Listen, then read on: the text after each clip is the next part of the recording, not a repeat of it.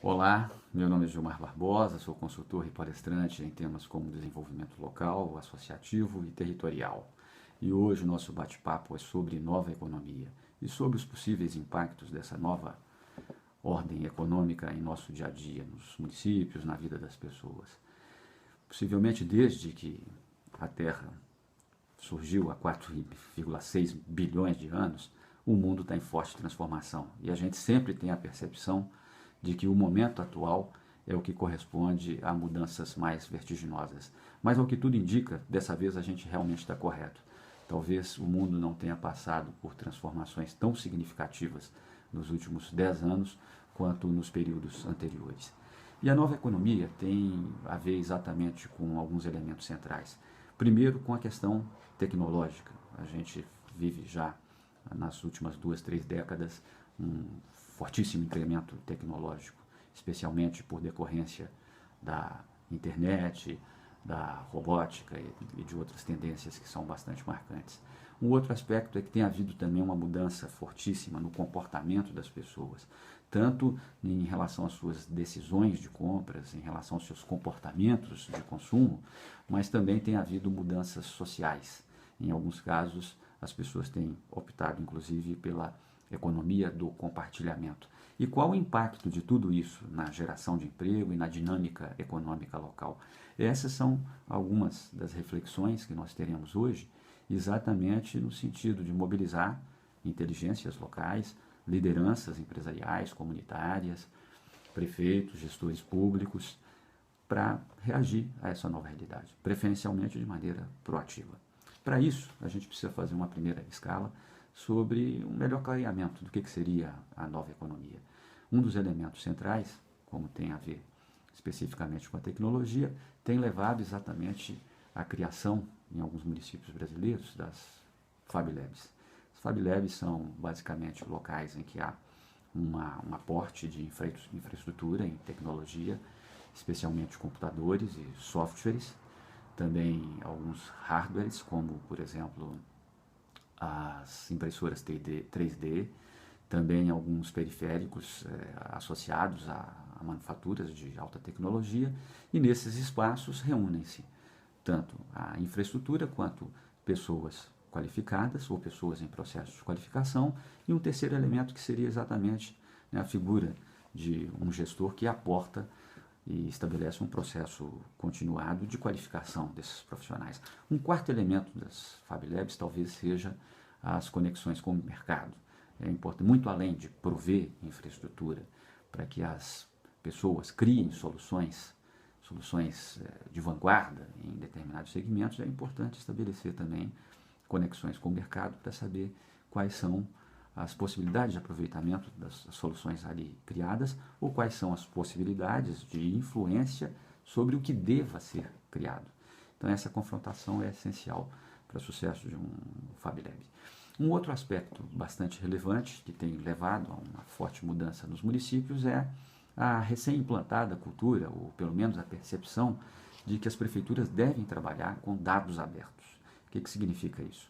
À medida que se estabelecem nos municípios os modelos, as centrais de monitoramento do tráfego, que se estabelece a colocação de vários sistemas de monitoramento em tempo real do município, com câmeras de vigilância, com a vinculação a sistemas remotos de controle, inclusive via satélite, e como forma de aproveitamento a tecnologias disponíveis hoje, como GPS e outros instrumentos de controle, à medida que isso ganha forma e uma prefeitura se aparelha adequadamente para monitorar esses dados, não só sobre mobilidade, mas também sobre criminalidade, sobre segurança pública, sobre saúde, sobre educação, começam a surgir, primeiro, a composição de um banco de dados bastante denso em relação às suas informações.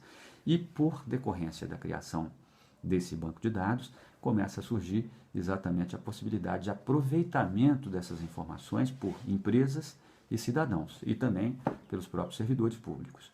Com essas conexões e diante dessa disponibilidade de informação, é bem possível que comecem a surgir soluções muito inventivas, por exemplo, em relação à mobilidade urbana. Um caso bastante categórico é quando se consegue, quando se consegue monitorar no município a disponibilidade de vagas nas principais vias do município. Isso por si só pode gerar sistemas inteligentes em que, isso já acontece em alguns países europeus, em que os veículos, o motorista pode se dirigir, pode até reservar momentaneamente por alguns minutos algumas vagas, porque o sistema monitora onde tem disponibilidade de vaga e para onde ele pode se deslocar. Um outro aspecto da mobilidade urbana é que se pode saber também em tempo real qual os corredores mais congestionados. Já há alguns aplicativos que realizam isso com bastante eficiência. Há uma infinidade de usuários que já se orientam por esses aplicativos.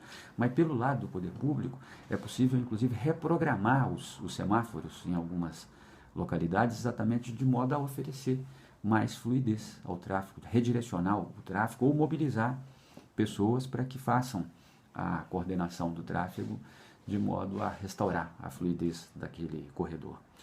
No campo da mobilidade, há uma série de outras inovações, mas há que se citar, por exemplo, no campo da segurança pública. Já há sistemas de monitoramento que, por exemplo, reagem ou identificam um movimento brusco de uma pessoa que levanta as mãos rapidamente em determinada localidade. Isso pode ser sintoma, pode ser sinal, pode representar o sinal de que aquela pessoa está sendo assaltada. Então, o próprio sistema já é dimensionado para identificar essas reações rápidas. Uma outra inovação é quando também há veículos em alta velocidade em algum percurso da cidade. Isso pode denunciar uma fuga, né, uma ação criminosa, um pega, e pode denunciar também uma ação irresponsável, porque as ruas são dimensionadas para que os cidadãos obedeçam a uma certa velocidade de tráfego. Também pode denunciar uma emergência, por exemplo, uma pessoa que se desloca em alta velocidade por necessidade de uma emergência médica.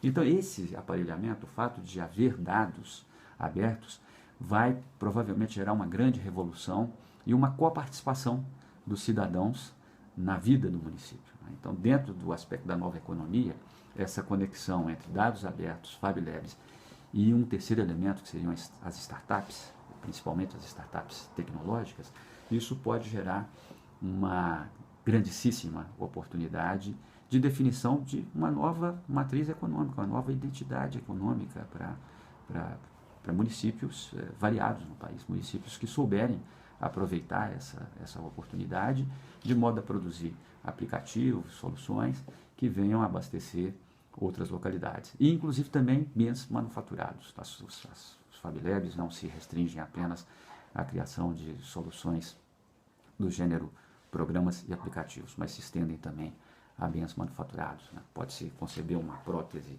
que tenha melhor funcionalidade para um portador de necessidade especial, pode-se produzir um componente que, por exemplo, atua na fronteira da diminuição de consumo de energia, pode-se estabelecer uma conexão com o uso de energias limpas. A infinidade de possibilidades é irrestrita, por isso é que é tão característico da nova economia apostar nesse segmento. Um outro elemento bastante característico da nova economia é a internet das coisas. As pessoas estarão cada vez mais conectadas por meios digitais. Então é possível antever com bastante facilidade que lá na sua casa a geladeira vai estar conectada com o seu aparelho celular. E aí você vai poder identificar se, por exemplo, num dia de muito calor, você pode regular a temperatura da geladeira, pode identificar se falta leite, se algum item que você precisa monitorar ao fazer uma compra no supermercado, se ele existe ou não em estoque na sua casa. Não só a geladeira, mas talvez outras dependências da casa. Se pode hoje já com relativa facilidade e com algum investimento tecnológico, já se pode monitorar a temperatura de uma residência, pode-se monitorar em tempo real o movimento das pessoas, se eventualmente aquela residência foi invadida, se houve uma tentativa de invasão. Então, a internet das coisas vai gerar muita comunicação entre sistemas digitais. E, em decorrência disso, as pessoas também terão um sensoriamento remoto bastante grande de suas atividades. Isso também vai trazer impacto sobre saúde, sobre segurança, porque à medida que o monitoramento é instantâneo, naturalmente a repressão a um crime, a investigação sobre um crime vai se tornar muito mais sofisticada. Já se vive hoje uma espécie de Big Brother em todas as suas dimensões, inclusive nas mais perversas, que é a perda total da privacidade das pessoas, mas um dos aspectos positivos desse novo advento é que talvez ações criminosas possam ser combatidas com mais facilidade, o atendimento médico às pessoas também possa ocorrer com mais facilidade, exatamente por conta desses monitoramentos remotos, inclusive sobre a saúde das pessoas, né? Qual o nível de glicose no sangue de uma pessoa, qual o nível de colesterol, de modo a soar certos alarmes que impliquem em um socorro, um pronto atendimento. Então, essa conjunção de coisas deve gerar uma realidade bastante transformada em nossos municípios. Um outro advento da nova economia é a economia do compartilhamento. Esse advento tem sido muito percebido ultimamente por conta do recente fenômeno do Uber, né? É uma das startups mais bem sucedidas do mundo e que tem ganho espaço exatamente com a confrontação do uso tradicional dos táxis em relação ao compartilhamento de veículos. Em alguns municípios brasileiros, algumas capitais, já há uma frota maior de veículos Uber do que de táxis. E como que isso impacta a nossa realidade? Primeiro, tem um benefício aparente, que é o preço, diminui um pouco o preço da tarifa cobrada. Mas, por outro lado, há uma extinção ou a possibilidade, o potencial de extinção de empregos dos taxistas, que representam uma grande massa trabalhadora nas capitais brasileiras. Mas essa é uma tendência. A economia do compartilhamento ela já tem se manifestado em outros segmentos, e não cabe aqui um desdobramento maior da questão do Uber, mas ela tem se manifestado, por exemplo, na questão, inclusive, em relação a quem tem animais. Hoje há a figura, por exemplo, da pessoa que se apresenta para cuidar de um cachorro, de um animal doméstico, na ausência de outras pessoas. Então, é uma economia paralela que se tem criado com isso, né? Eu posso, na minha casa, receber o cachorro de outra pessoa por decorrência da viagem, da ausência momentânea dos seus donos, e recebo por isso. Já há compartilhamento de peças de roupas, né, de fantasias, roupas usuais, há compartilhamento, inclusive, de livros, e há outros mecanismos ainda mais robustos em relação a isso.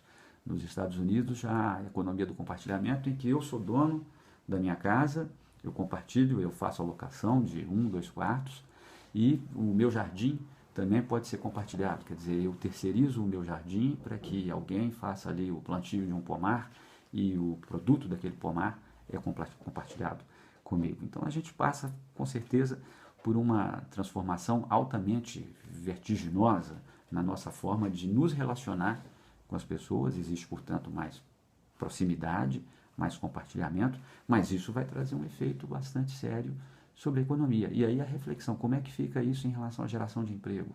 Eu vou aproveitar isso como oportunidade ou eu vou me utilizar dessa situação como um elemento de choque, de confronto? Então essa reflexão é essencial para que a gente tenha uma proposição de políticas públicas adequadas, para que a gente reaja de maneira adequada a essas mudanças.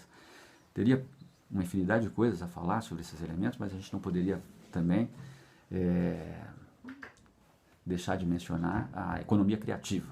Dentro da nova economia tem uma grande oportunidade, que é a economia criativa. A economia criativa ela tem talvez 4 vetores principais de aproveitamento. O primeiro deles seria a economia associada ao próprio patrimônio de um município, ao seu patrimônio cultural. Todo município tem uma história, né? Então, mesmo os municípios mais recentes.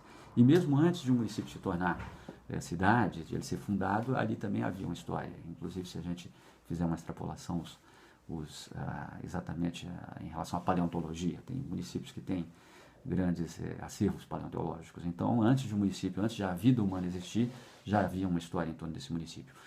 De acordo com a característica do município, existe uma possibilidade real de aproveitamento dessa vertente econômica, que é a economia criativa em relação ao patrimônio. Um outro aspecto em relação às mídias, de uma forma geral, produção cultural, teatro, audiovisuais, música, dança. Então, há muita possibilidade de aproveitamento desses elementos. Há um outro relativo exatamente as mídias, né?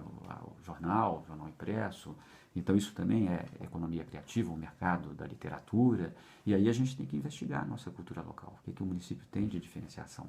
E um quarto elemento está associado aí a questões como a gastronomia, aspectos culturais que são singulares da nossa economia. Se a gente pegar esse conjunto de compostos, né, de transformações, as Fab Lab, as startups, mais os dados abertos, internet das coisas, economia criativa, economia do compartilhamento, mais recentemente aí crowdfunding, que é a possibilidade de fazer financiamento de projetos pela internet de maneira compartilhada. Isso nos impõe uma transformação vertiginosa. E aí fica a pergunta, como é que nós vamos reagir a isso? Vamos reagir como vítimas, como pessoas que se sentem violentadas por essas transformações, ou não vamos agir de forma proativa para gerar atividade empreendedora, qualidade de vida e uma postura de vanguarda nos nossos municípios? Obrigado.